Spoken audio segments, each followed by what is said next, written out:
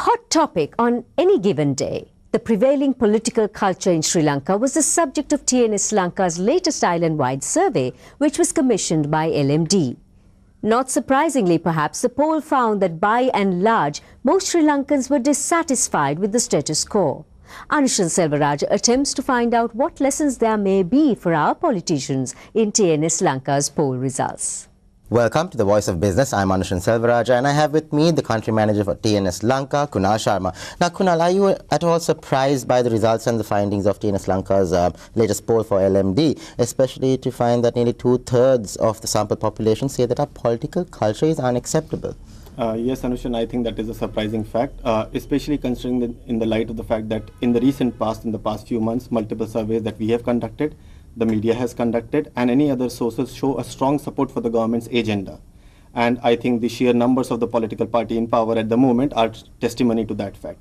But I think what we really need to distinguish between is the political actions and the agenda of the party vis-a-vis the general perception of the political culture. So I think there's a fine line between two. It's some of these actions and the manifestations of those that the public is kind of rebelling against. Now, nearly 80% say that our politicians are involved in corrupt activities. Now, Kunal, when a nationwide poll produces an outcome such as this, would you expect the powers that be to take serious note of it and perhaps do something about it? A finding such as this is serious without doubt, but I think we also have to take it with a pinch of salt, Anushan. The fact remains that media exposure of anything like a scam or a scandal is usually quite loud, right? In that context, even if a smaller proportion of such scandals erupt, it kind of tends to taint everybody with the same tar brush. Okay, so I think the public perception of such a high number is actually about a lesser number of incidents, but more about the publicity that they have got. But still, that overwhelming perception that is there needs to be done, and there has to be some amount of accountability and answerability to that. Which of the solutions mentioned by respondents to your poll strike a chord, Kunal, and why?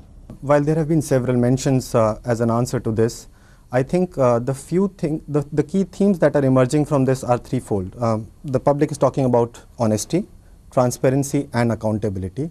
And I think overall, the overarching theme that I see coming through is the fact that the public expects our politicians to uphold the law irrespective of power or status. I think that is what the people would like to see. So what lessons are there for our politicians following this poll outcome?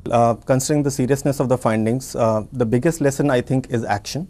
Certain action needs to be taken, demonstrated action against corruption and against corrupt political practices. I think that is what the government needs to demonstrate to the public, and that is what will win its way.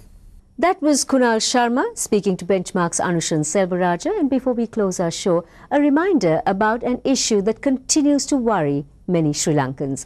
Indeed, many in the biz community recently named it as being one of the most pressing issues facing the nation today. You must know by now what we are talking about.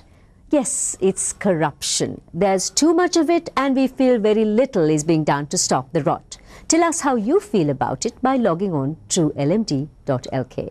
Thank you for watching our show. We'll see you again next week at the same time.